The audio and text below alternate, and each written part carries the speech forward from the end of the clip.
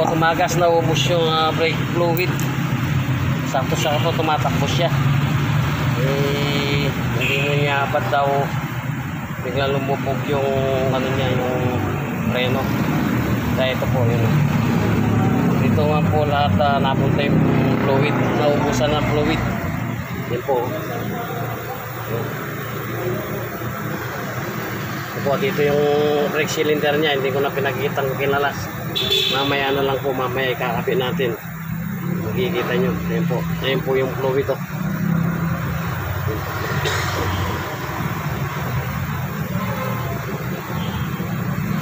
Ipitin po natin dito para hindi maubos yung fluid na nilagay natin. Para kontrolin niya, hindi na rin tayo mag-bleed. Para hindi na mag-bleed, kailangan isarado nyo yung flexipulos. Ito po yung brake cylinder. Papalitan natin bago. Yan po yung dyan natin kinalas siya. At kakabit na po natin itong brake cylinder na bago. Ayan po siya. At i-test nyo po, i-check up para sigurado kayo yung butas. Yung lagyan, paglagyan ng fittings niya at yung bleeder. Para po pag sinalpak nyo, sakto-sakto siya. Yan po ay ano na po natin. Ipasok natin yung fittings muna. Yung sa kanyang copper tube para maisentro natin dito sa butas ng brake cylinder at ilagay po natin yung dalawang tornilyo na ang size ay gis. Maiksi lang po itong mga tornilyo pong to. At ito pong lining, hindi na natin kinalas ng todo yung brake shoe. Pwede naman pong ganyan lang ang gawin nyo para hindi na kumalat at umaba pa yung trabaho nyo. Ganyan lang po yung pagkagawa ng kung nagpapalit kayo ng brake cylinder. Tapos alisin nyo lang po yung isang pakong lock, yung lock niya na may spring na maliit. Tapos i-release nyo lang po yung isang mukha ng brake lining at makukuha na po ninyo ang brake cylinder. Then po, tapos ngayon ikakabit na po natin, iikpitan natin yung mga tornilyo pati yung sa kanyang copper tube na doon po pumapasok yung fluid doon sa copper tube na yon. Yan po, inigpitan po natin. Tsaka siguraduhin nyo pong maigpit yung mga tornilyo at walang tagas kasi po talagang delikado po kung ang preno ang magiging sira yung preno po kasi pag siyang na-damage, talagang buhay po yung kapalit niyan. Kaya dapat po pag gumagawa tayo ng preno, kailangan po i-double or triple check nyo. Kasi po yan po ang importanteng nagdadala sa sasakyan. Diyan po nakasalalay ang buhay ng tao. Kaya kailangan po ilagay po natin na maayos at talagang i-focus po natin yung ating isip para wala tayong makaligtaan dito sa pagkabit ng kanyang brake shoe at saka itong brake cylinder. Ayan po, pinipix na po natin itong brake shoe, isang brake shoe. Ilalagay na natin at lagyan natin, sentro natin yung kanyang adjustment at saka yung kanyang yan po, na i-sentro na po yung adjustment. Ilagay natin itong kanyang pin na may lock yan po at spring para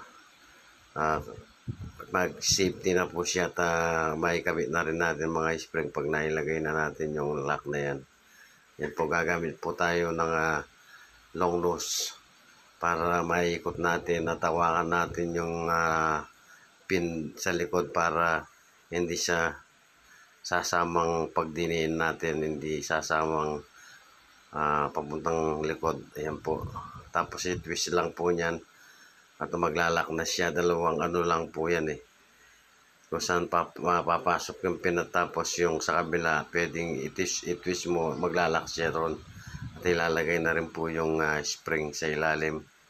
Pagkatapos po, ayan po, sa itaas po natin ilagay yung isa itaas. Para pagkatapos niyan, mailagay natin at sa ilalim naman. Yan, gumamit lang po kayo ng medyo payat na matibay na hindi na yuyuping yung pang ginagamit kong yan talagang panglagay ko dito sa mga maliliit na butas ng preno, yung paglagyan ng spring para hindi matakpan yung butas kung saan mo sinusuot itong spring. Yan po, talagang ginawa ko yan para paglagay nga ng mga spring sa preno at saka sa brake shoe. At po ay kumuha po tayo ng panglinis yan po, patutuyin natin yung tumagas na brake fluid dyan para matuyo yung mga brake shoe at mga parts ng mga preno. Tapos ito pong haba lagyan din po natin para matuyo yung brake na tumagas dyan, yung brake fluid.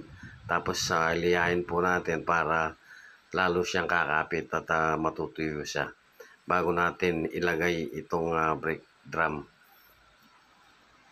Bago ilagay po yan, kailangan i-adjust muna po yung adjustment sa loob at kailangan na tansyain yung pag nag-a-adjust po ng adjustment na yan, kailangan itansyain yung clearance ng lining at saka yung brake drum para pag tumatakbo ka kasi baka manikit, hindi nalalakad yung sasakyan. Kaya dapat korkulayin po yung adjustment niyan na sakto lang siyang umiikot at pag inigpitan mo, walang sumasabit at hindi siya naninikit. Yan po, try muna po natin na ikabit kung kailangan pa yung adjustment. Yan, kailangan pa po, konti pa po na adjust para kung inikot po gano'n kahit na umikot siya ng inikot mong todo, kailangan 4 or 3 ikot bago siya uminto. Yun po, tamang-tama yung adjustment nun. Yun po, ina-adjust natin. Ginagamitan natin ng screw. Yan po. Yan, konti pang adjust. At makukuha rin po yung adjustment. Hindi tayo magmadali. Kailangan sure. But sa trabaho po kailangan i-sure natin lalong-lalo na itong preno. Yan po, at tapos ilagay natin yung lock ng adjustment, yung rubber lock ay rubber seal para hindi pasukin ng tubig, at ilagay po natin yung tornilyo sa spindle at ang kanyang size ay 30 mm. Tapos gamitanan po natin ng impact muna. Tapos pag natamplang na natin na mahigpit na yung pagkabira natin dito sa impact, tubuhin po natin uli at para sure na mahigpit itong tornilyo niya para iwas disgrasya at iwas backjab. Ganyan po yung kung paano gawin itong pagpalit ng brake cylinder sa likod. Kaya kahit po ganyan yung trabaho yan na medyo masyalan na bagay po yung paggawa ng mga brake. Di bali pong sa makina, pag yung makina siyang hindi tama, ihinto lang po yung makina, pero po dito sa preno, dito po yung delikado po ito, talagang hindi lang ikaw madidisgrasya at kung makadisgrasya pa kaya